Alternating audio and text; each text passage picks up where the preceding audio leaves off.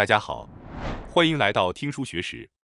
今天我要给大家分享的是由和田秀树先生所著的《70岁开始突然急速衰老的人以及不衰老的人》这本书。今天的视频内容包括以下3个部分：第一，导致70岁开始突然急速老化绝对不能做的6件事；第二，从60岁开始的3种补充不足的健康法；第三，超过80岁的人必须具备的心态。首先，让我从第一部分导致70岁开始突然急速老化绝对不能做的6件事来开始讲解。导致70岁开始突然急速老化绝对不能做的6件事是：一、通过节食或过度运动来减肥；二、退休后仍然追求不切实际的再就业；三、继续依赖比自己更早离世的父母；四、科学上毫无效果的脑力训练；五、类似学生时代输入式的学习方法；六、不喜欢的事情或不想做的事情。接下来我会逐一详细解释。首先是绝对不能做的第一件事，通过节食或过度运动来减肥。随着年龄的增长，很多人会开始尝试通过控制饮食量来减肥。但是根据这本书的说法，年纪大了反而更应该补充营养，而不是限制食物摄入。作者强调了不应该通过节食来减肥的重要性，因为节食减肥会引发3种恶性循环。这3种恶性循环包括更容易积累脂肪、营养不足、细胞水平出现问题。节食减肥会导致身体更容易积累脂肪，这是众所周知的事实。通过饮食限制导致营养不足，身体会减少能量消耗，以便用较少的能量来维持生命。身体会更有效地吸收摄入的最低限度的卡路里。由于食物摄入受限，全身各种营养素都可能缺乏，包括蛋白质、胆固醇和脂肪。尽管可能会在外表上看起来瘦了，但皮肤可能会变得暗淡，白发增多。这样一来，虽然整体形象看起来瘦了，但实际上却显得苍老不堪。最近的研究表明，进行节食减肥可能会导致细胞层面的各种问题。大多数生物都通过分解糖并产生能量，人类也不例外。通过利用这个循环中得到的各种物质，我们才能进行正常的新陈代谢。然而，通过减少饮食量来进行节食类型的减肥会导致不良后果，因为这会使身体在这个循环中无法正常运转，从而导致代谢下降，引发细胞层面的各种问题。因此，在年龄增长后，绝对不要尝试通过节食减肥。相反，应该增加饮食的多样性和营养丰富度。接下来我要介绍的第2个绝对不该做的事情是，退休后仍然追求不切实际的再就业。60岁是人生中一个重要的转折点，因为在这个阶段，许多问题都会浮现出来。退休成为了一个不可避免的生活分界线。作者指出，退休后人们可能会感到生活变得乏味，因为他们更容易无法忍受自己不喜欢的事情。这可能是由于大脑前额叶功能下降，导致情绪控制能力减弱。一个人在40多岁时，大脑前额叶的工作效率可能达到全盛时期的95%，而到了60岁，这个数字可能会下降到85%左右。仅20年间，功能就下降了10%。此外，在退休后，人们可以摆脱公司或组织等对自己的束缚，因此更容易失去情绪控制。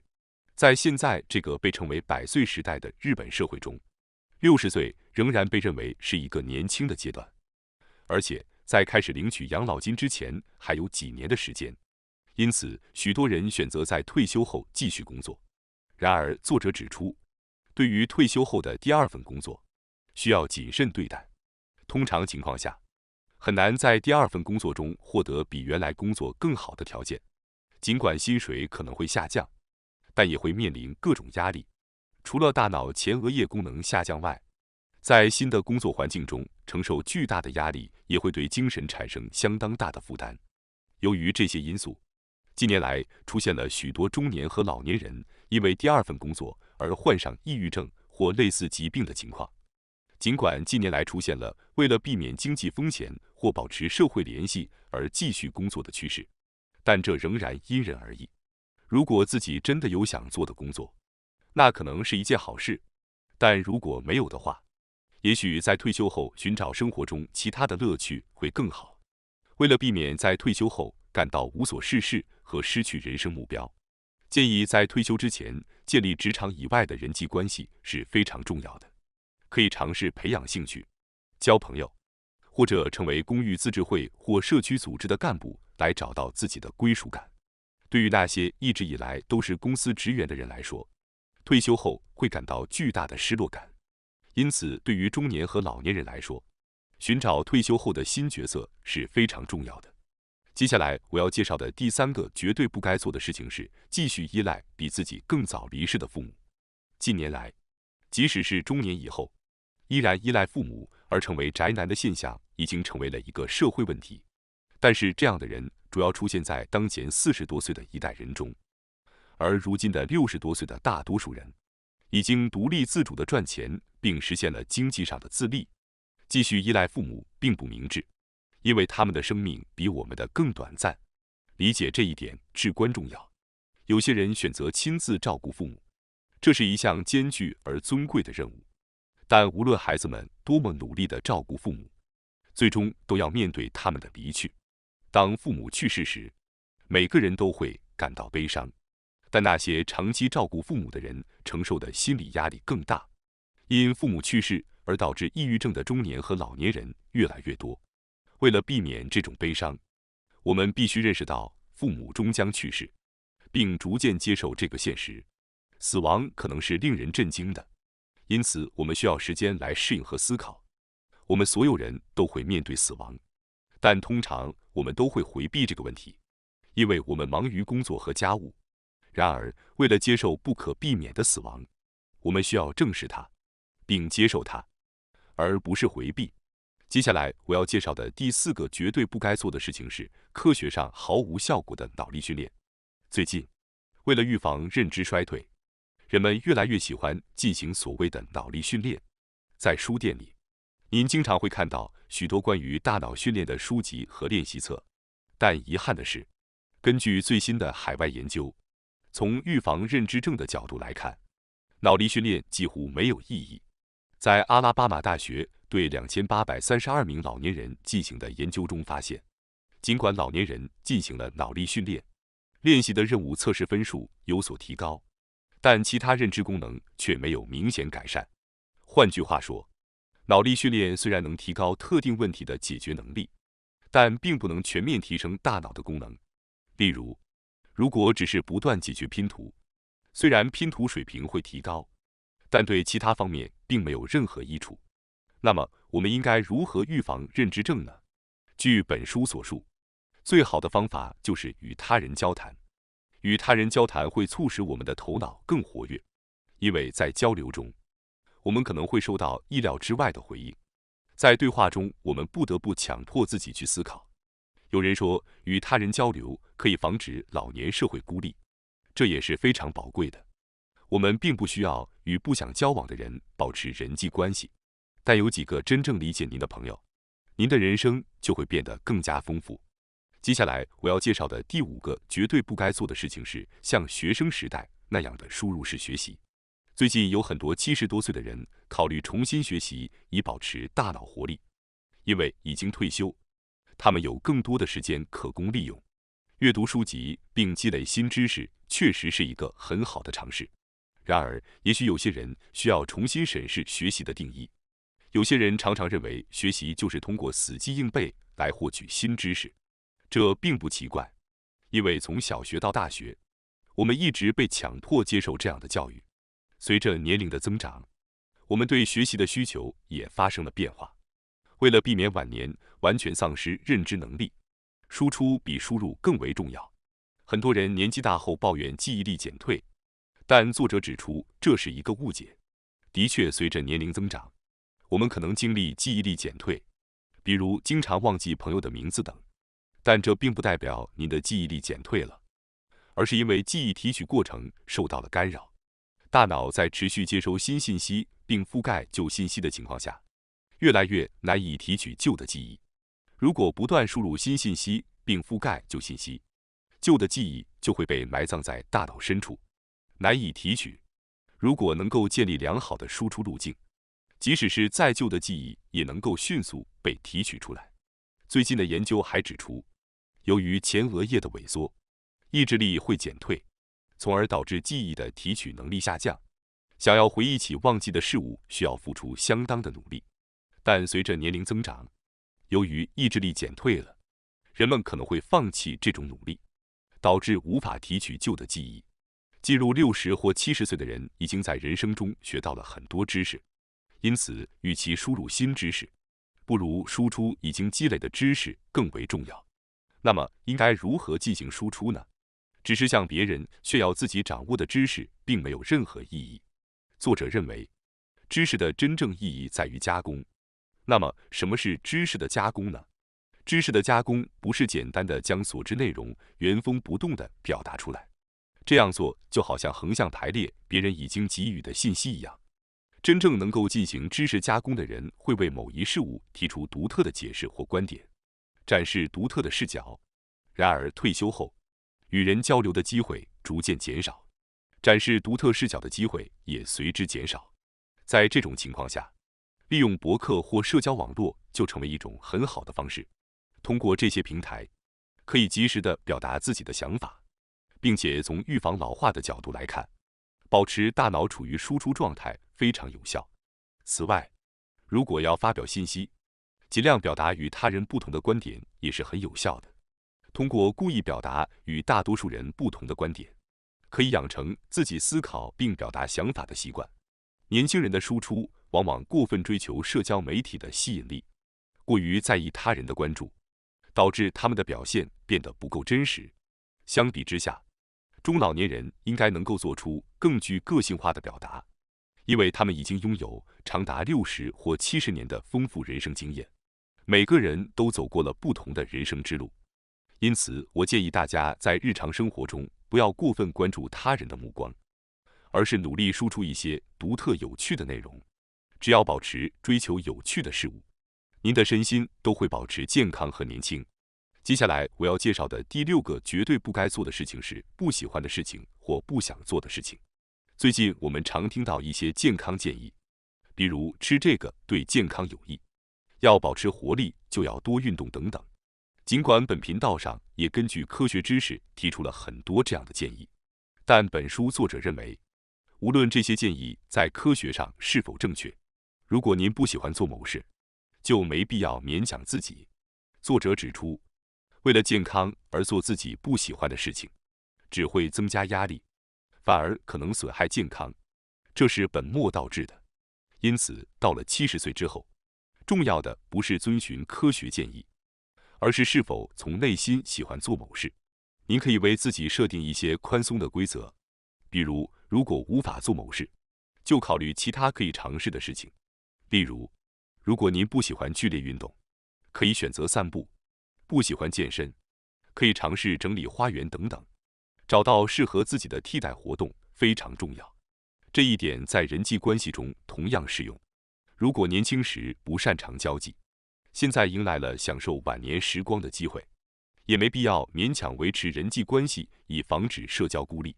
您可以利用社交媒体每周发表一次自己的看法，来轻松地建立社交联系。在老年时期，没必要勉强去做自己不想做的事情，重要的是珍惜自己仍能做的事情。接下来是第2部分，从60岁开始的3种补充不足的健康法。首先，从60岁开始，补充不足的健康法之一是通过摄入大豆和胆固醇来补充激素。当人们到了70岁时，关注健康和不关注健康的人之间的差距会更加明显。比如，当人们进入70岁时，即使是轻微摔倒，也可能导致骨折。随着卧床时间的增加，肌肉力量会逐渐下降，骨折愈合后的站立、行走等日常活动也会受到影响，这会增加需要护理的风险，甚至可能导致肢体不自由综合症。这种情况在70岁后更加明显，所以即使到了70岁，也必须意识到需要运动身体。然而，随着年龄增长，人体的前额叶会萎缩，导致意志力下降。此外，随着动脉硬化的加重，身体活动也会变得更加困难。导致越来越少的人愿意运动。在这种情况下，为了提高每日逐渐减弱的肌肉力量和意志力，男性激素睾酮是至关重要的。睾酮不仅存在于男性，也存在于女性体内，对保持心态年轻至关重要。因此，随着年龄的增长，每天通过饮食摄入蛋白质和胆固醇等激素原料是非常重要的。也许有些人听到胆固醇这个词会感到惊讶，因为我们通常认为应该减少摄入胆固醇。然而，最近的研究表明，摄入胆固醇并不一定会导致血液中胆固醇水平上升。实际上，胆固醇是睾酮的主要原料。因为担心血液中的胆固醇水平，就减少摄入胆固醇的食物量。从医学角度来看，是完全错误的。另一方面，对于女性来说，除了男性激素外，还需要关注女性激素雌激素。随着年龄的增长，女性绝经后体内的雌激素水平会急剧下降，增加患上骨质疏松症等疾病的风险。为了预防骨质疏松症，关键是要多出门散步，让身体充分接触阳光。同时，积极摄入富含维生素 D 的食物也十分重要，有助于促进骨骼健康。晒太阳不仅可以增强骨骼，还有助于预防抑郁症，降低患认知症的风险，效果非常良好。另外，为补充因年龄增长而减少的雌激素，推荐食用纳豆、豆腐等大豆制品，因为其中富含高质量的异黄酮，具有类似女性激素的作用。近年来，直接补充睾酮和雌激素等激素的疗法越来越常见。然而，这些疗法可能存在患癌的风险，因此，作者建议尽量通过日常饮食摄入激素。接下来，我要介绍第二个60岁开始补充不足的健康法，即摄入富含多酚类的食物，以补充抗氧化物质。70岁以后，特别需要补充的食物是那些不会导致身体氧化的食物，因为这样可以期待得到抗衰老的效果。本书提到，在70岁以后，特别需要补充的不会导致身体氧化的食物包括酸奶、特级初榨橄榄油和红酒这3种。我们知道，喝酸奶可以调整肠道菌群的平衡。在各种酸奶中，特别推荐那些含有未经过胃部分解而直接抵达肠道的益生菌的植物性酸奶。最近，以大豆为原料制作的豆奶酸奶变得越来越受欢迎。豆奶酸奶不仅富含大豆异黄酮，还能够补充激素，同时调整肠道菌群，具有双重的益处。另外一种值得推荐的是特级初榨橄榄油，其中含有丰富的优质 Omega-9 脂肪酸。Omega-9 脂肪酸与著名的 DHA 和 EPA 等不饱和脂肪酸相似，有助于保持血液通畅。随着年龄的增长，人体的血液会变得粘稠，增加动脉硬化的风险。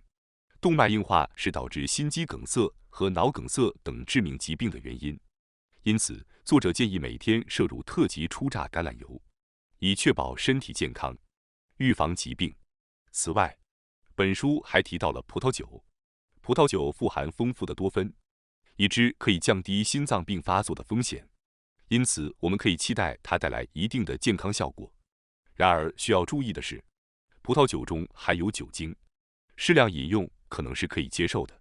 现在市场上也有很多不含酒精但富含多酚的饮料，在这里特别推荐的是咖啡。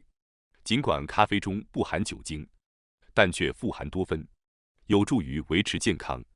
因此，作者建议大家喝咖啡，以补充身体所需的多酚。接下来，我要介绍第3个60岁开始补充不足的健康法，即通过摄入肉类和鱼类来摄取3大营养素。至于蛋白质、脂肪和碳水化合物，我们都知道这3种营养素很重要。在这3大营养素中，中老年人尤其需要关注的是蛋白质和脂肪。为了预防抑郁症，需要增加补充血清素的原料色氨酸，而这一物质的供应源就是蛋白质。中老年人由于健康问题和压力等因素，更容易患上抑郁症，因此摄入足量的优质蛋白质以增加血清素的含量，维护心理健康就显得非常重要。此外，蛋白质也对肌肉的维持至关重要。与蛋白质齐名的营养素是脂肪，特别是胆固醇。胆固醇不仅是睾酮的原料，还维持免疫细胞和脑细胞，将血清素运送至大脑，具有重要作用。有一种食物可以同时摄取蛋白质和胆固醇，那就是肉类。因此，作者建议中老年人要积极的食用肉类，这对身体非常有益。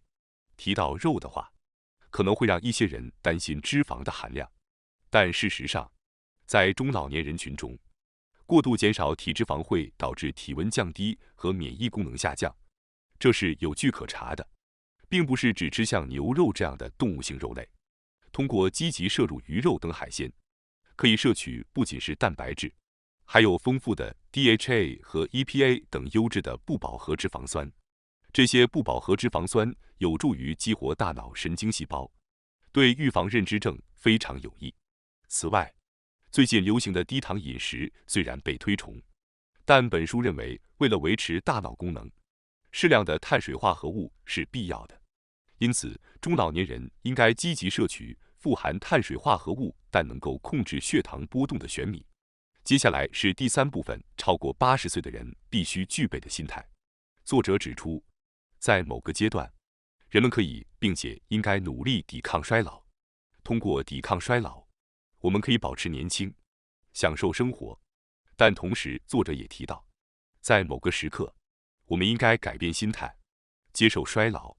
那么问题来了，我们应该在何时接受衰老呢？这个时机可能是80岁。当人们到了80岁时，会出现记忆力减退和身体不适的情况，生活可能变得不便，无论我们如何努力，都无法避免。另外，据理论，超过90岁的人中有60%以上会被诊断患有认知症。因此，即将迈入老年的人们应该从80多岁开始接受衰老。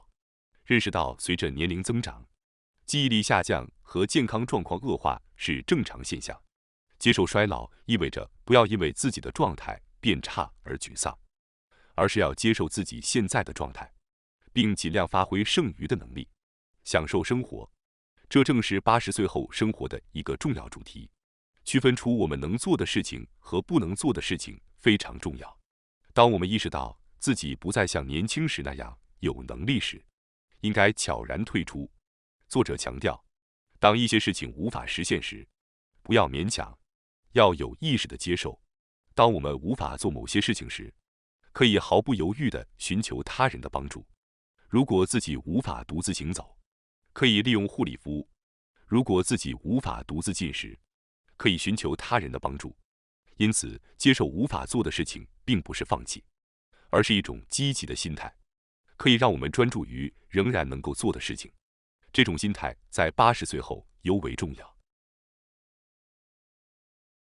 感谢大家收看今天的节目。如果你喜欢我们分享的内容，记得点赞、订阅并开启小铃铛通知，第一时间获取我们的更新。在下次的节目中，我们将继续为大家分享更多有益的书籍。再次感谢大家的支持，我们下期再见。